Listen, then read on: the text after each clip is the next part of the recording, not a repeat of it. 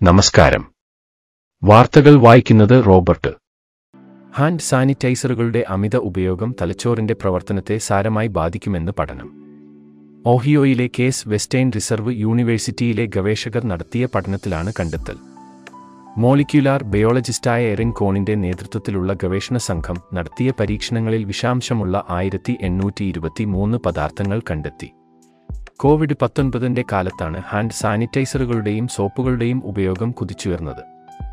Lockdown കാലഘട്ടത്തിൽ ആളുകൾ കൈകൾ അണുവിമുക്തമാക്കുന്നതിനായി ഒന്നിലധികം തവണ ഹാൻഡ് സാനിറ്റൈസറുകൾ ഉപയോഗിച്ചിരുന്നു.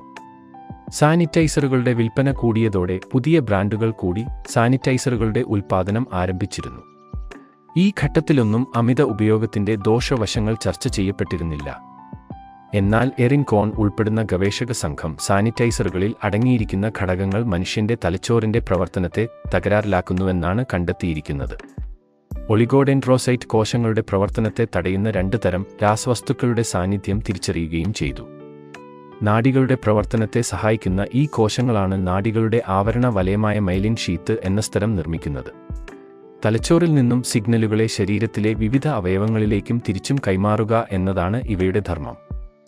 എന്നാൽ രാസപദാർത്ഥങ്ങളുടെ സാന്നിധ്യം ഈ പ്രവർത്തനത്തെ തടസ്സപ്പെടുത്തും.